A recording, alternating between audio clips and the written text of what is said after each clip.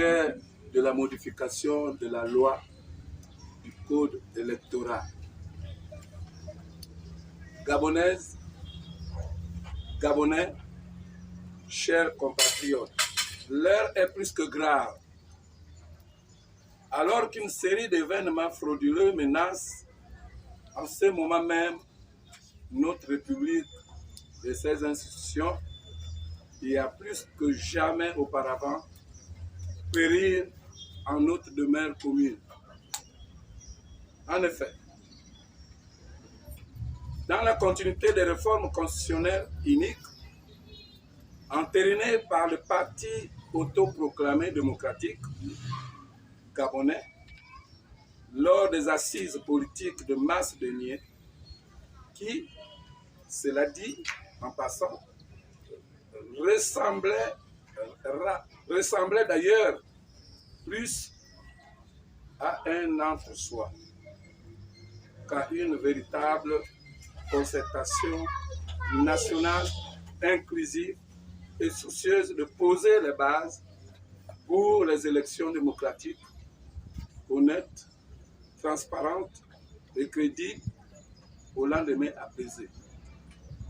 Il apparaît plus que jamais évident que l'occupant du palais du bord de mer et sa clique ont bel et bien la ferme intention, cette année encore, de récidiver le putsch électoral de 2016 pour se maintenir coûte que coûte au pouvoir. Comment comprendre qu'après le dépôt de sa candidature, l'ex-chef de l'État, qui est devenu un citoyen lambda, puisse continuer d'exercer le pouvoir comme si de rien n'était, en président des conseils des ministres, qui plus est en s'arrogeant la liberté de modifier la loi en plein processus électoral en cours. Car non seulement la dite autoconcertation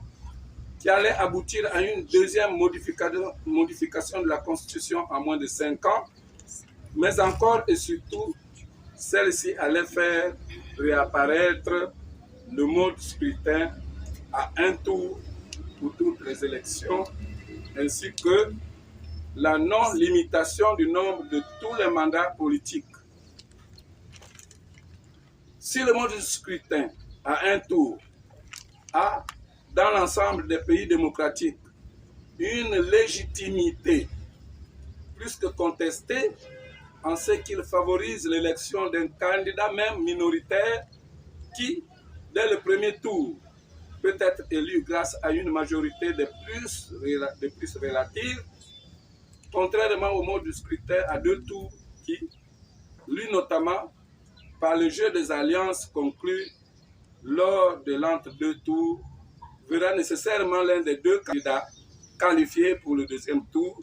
finalement obtenir une majorité absolue, c'est-à-dire au moins la moitié plus 1 des voix. De manière manifeste, la liberté d'exercice de leurs droits civiques par les citoyens désireux de voter ou de candidater pour les scrutins à venir que la société civile entend dénoncer et condamner avec la plus grande fermeté, espérant que les autorités compétentes, parmi lesquelles les responsables du CGE, de concert avec la direction générale de la Commission, dont les pratiques illicites ont ici été épinglées, prendront acte de tous ces agissements anticonstitutionnels et apporteront une solution administrative visant à accorder un délai suffisamment conséquent afin que seuls des facteurs indépendants de la volonté des candidats exempts de toute négligence pouvant leur être imputable,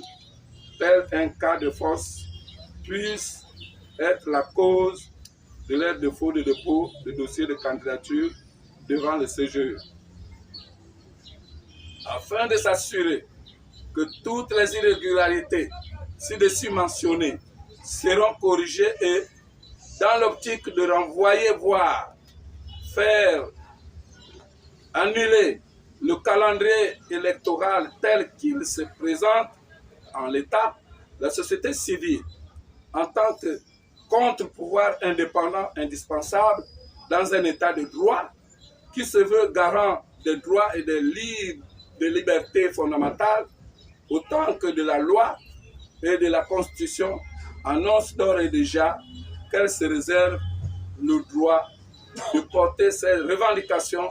à travers un recours devant la Cour constitutionnelle. Je vous remercie.